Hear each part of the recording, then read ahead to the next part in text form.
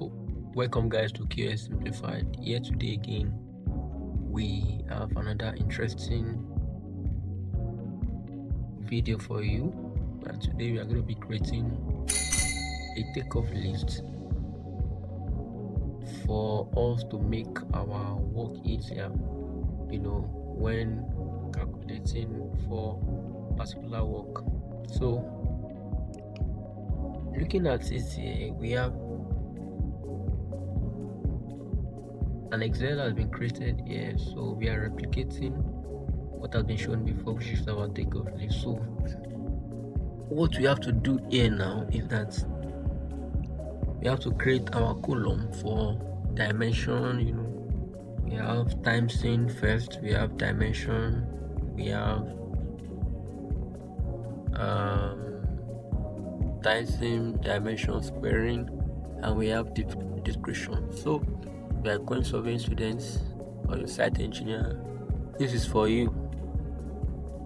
Just take a look at it closely as we unveil the secrets behind taking off list. I know most people don't know how to do this, but yeah, we are going to do this together. And you see, so what we are doing here is we are adjusting the pixel for each column here. So we are making it to be maybe like 65, between 65 to 75. So, and as we all know, we have this place here, we have this row, this and this. So we have 3 columns here. That is our time scene, dimension, and column. Then we used our description, our pixel for our description to be like maybe 204 pixels, so that it will be enough for us to write our description and other stuff.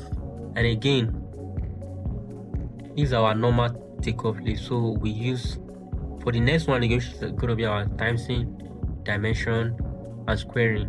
Then the last part that we are adjusting here is our description column. All right. So after everything has been done, we are working with Excel, so we have to do it in such a way that the lines are showing. All right. So what we did that we highlighted. We are going to highlight everything at once. But first, we are going to write our, time scene, dimension, and column. So what we did is that we leave the space for number 1. So we highlighted this down to this page. If your own is not showing like this, that means it's not on page layout. So what you do is that you go to page layout here. You go to view, then you click on page layout. So you highlight from the second serial number, this number 2 here. Highlight from second serial number. Then you gonna highlight them. After highlighting, I make sure that what I want to do is I want to create a border so that when we click on print, we bring it out. So what I did was highlighted the first 3 rows, then I go to set cell format, then I click on border. When I go to border, I click on the line I want to use, a very thin line. So I on those lines that this line should show, and also in the middle, it is going to show in the middle. So when you do that, you can see how it looks like. All right. So I also did for the other columns too, where we have the same line that I wanted to make it to appear, our manual takeoff sheet now the way it is. So that's what I'm doing here. So I highlighted the second 3 rows too. I went down straight to format cell, then go to border, click on the line that you want to appear, and in this small box you will see it's going to be appearing. So I click on here so that this side will show, this left side. Then I click on this side. Then I see that okay, I needed to demarcate between those places, so I just click on the line so that the line should appear, right? And here we are. So then I highlighted the last part for the description so that it's going to make a lot of sense. I go to format cell, move to your border, Then I want this line to be double line. This line here, I want it to be double line. So what I did was I make it double so that it can show properly. So that is how it is being done. Alright. So fast forward to my top border here. I want to give it a name, dimensions, squaring and column. So I want it to be more okay, more thick, more the amount the border to be very thick. So what I did was I highlighted the row itself, then I pick a line that is more thicker, then I hone those border that's okay. This row that I highlighted, I want everything to show completely. Do you get? Alright, so that is how I did that, and you can see it as it's appearing. So that is that about that. So I on this, and this is how it came out.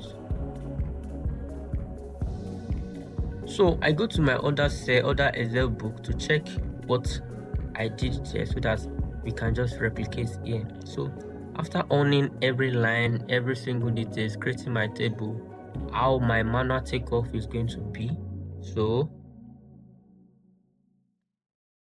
I started typing the lines, typing the what is going to be there. I told you the first one is going to be our time scene dimension column. So I just represent them with T, letter T. The first one to be letter T, second one to be D, and the third one to be X. Then we also have description to be here. The same way applicable to the other side, because our taking off sheet, how it is. It's been divided into two. Time scene dimension squaring, then we have description. Here also we have time scene dimension squaring, then we have description. So here it's just a guide for us to create our takeoff list. Then I went to my other workbook, copied this takeoff list, which is for substructure only. So I just copied everything directly so that it can make our work faster and easier.